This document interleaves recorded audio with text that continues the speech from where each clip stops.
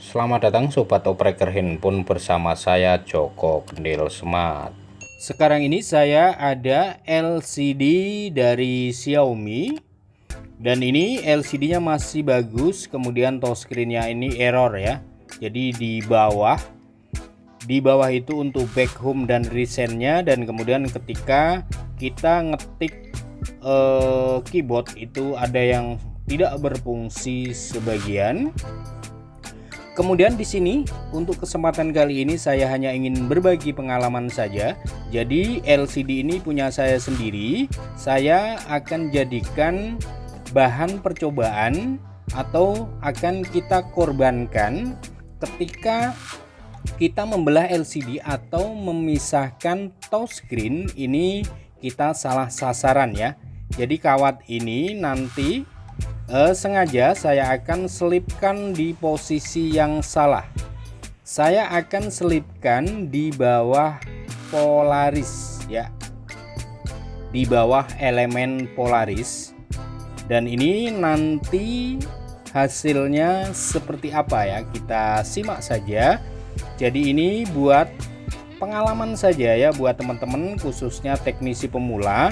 Ketika kita memisahkan LCD atau memisahkan touchscreen dari LCD dan kita salah sasaran, kita salah menyelipkan kawat yang buat narik ini di bawah Polaris, atau dengan tidak sengaja ya kita salah sasaran. Nah, ini nanti hasilnya seperti apa. Jadi sebenarnya ketika kita salah menyelipkan kawat yang penarik ini, itu biasanya tarikannya agak sedikit berat ya, tarikannya berat semacam alot seperti itu, dan itu pasti kita salah menyelipkan kawatnya. Jadi ini demi konten kita akan jadikan LCD ini korban, atau sebenarnya bukan korban ya. Jadi LCD ini masih tetap bisa kita gunakan nantinya kalau kita ganti elemen Polarisnya ya. Jadi untuk pengetahuan dasarnya, Polaris atau polarizer ini umumnya Polaris itu untuk menampilkan gambar atau untuk fokus gambar seperti itu ya, atau sebuah elemen optik semacam plastik film seperti itu ya. Gimana ya, ya kira-kira seperti itulah. Jadi untuk penjelasan detailnya saya kurang tahu, karena yang saya tahu kalau tanpa filter Polaris atau tanpa elemen Polaris, maka LCD akan blank putih dan tidak ada gambar. Jadi yang saya tahu seperti itu. Oke, kita akan lanjut dan kita simak saja ya. Ini videonya saya percepat karena agak sedikit lama nariknya, ini berulang-ulang karena memang dasarnya ini salah sasaran, dan kawat yang kita jadikan untuk menarik, untuk membelah touchscreen-nya ini terselip di bawah elemen Polaris. Jadi sekali lagi buat teman-teman, ini bisa dijadikan bahan pengalaman khususnya buat teman-teman teknisi pemula. Jadi ketika kita tidak sengaja ingin mengganti touchscreen, ketika kita tidak sengaja membelah atau memisahkan touchscreen, tidak sengaja menyelipkan kawatnya ternyata di bawah elemen Polaris, maka hasilnya seperti apa? Kita simak saja ya.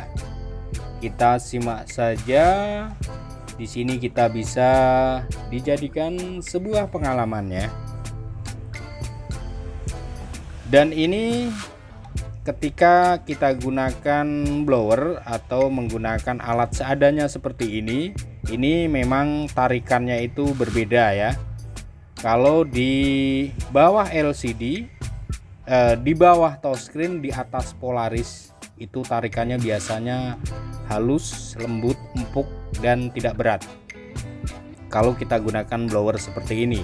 Tetapi ketika kita gunakan separator, alat khusus memisahkan touchscreen, itu biasanya tidak terasa, jadi tarikannya sama saja ya ketika kita nyasar di bawah Polaris atau ketika kita benar posisinya hanya di bawah touchscreen, itu biasanya tarikannya sama saja ketika kita menggunakan separator.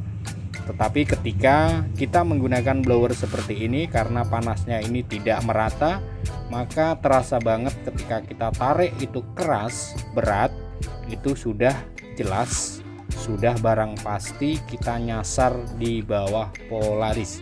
Oke, kita lanjut saja, kita simak saja, karena intinya di sini kita bisa belajar bersama-sama, berbagi pengalaman ketika kita memisahkan LCD ini gagal ya, gagal dan salah sasaran di bawah elemen Polaris. Oke, ini sudah hampir selesai ya, kita selesaikan saja dan nanti kita lihat hasil akhirnya seperti apa. Ini setelah selesai kita bisa ulang kembali agar tidak lengket, karena ketika menggunakan blower seperti ini kalau terlalu lama dia adem, dingin kembali, ini dia akan lengket lagi ya. Kita selipkan sekali lagi, kita tarik lagi. Kita bisa gunakan plastik mika seperti ini untuk merenggangkan. Jadi di sini yang kita praktekkan adalah kegagalan dalam membelah touchscreen. Ya, sebenarnya ini bukan gagal ya, karena LCD-nya ini kalau memang masih bagus, itu nanti bisa kita ganti dengan Polaris yang baru dan tentunya dengan touchscreen yang baru. Oke, sekarang setelah kita belah ya, setelah kita belah dengan posisi elemen Polarisnya ini keangkat atau terbelah, kita akan tes, kita akan lihat hasilnya. Dan biasanya LCD-nya tidak ada gambar alias blank putih. Kita nyalakan dulu ya, benar saja. Jadi LCD-nya ini tidak ada gambar alias blank putih. Dan ketika kita tempel seperti ini, kelihatan gambarnya ya, itu ada logo Mi ya. Oke, biarkan saja handphonenya sampai loading dan menyala sampai ke menu. Kita akan bersihkan ini lemnya, dan ini walaupun sudah tidak terpakai lagi, kita hanya buat ngetes saja ya, nanti agar gambarnya jelas. Kita bersihkan dulu sisa-sisa lem yang menempel di Polaris ya, kita bersihkan saja.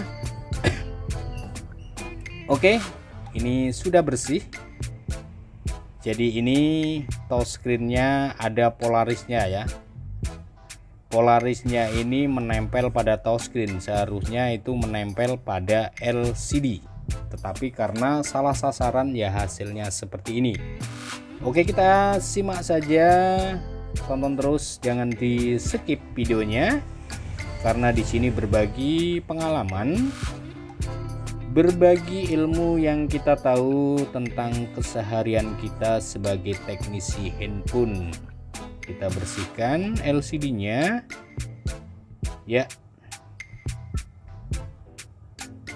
Jadi untuk LCD-nya saya kira masih bagus, nanti kita simpan saja.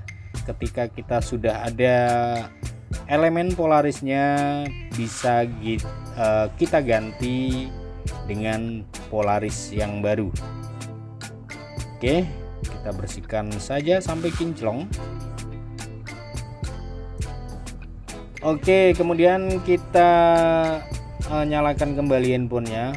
Oh, ini handphone dalam posisi menyala ya, hanya posisi redup atau standby. Sebentar, kita tekan tombol powernya.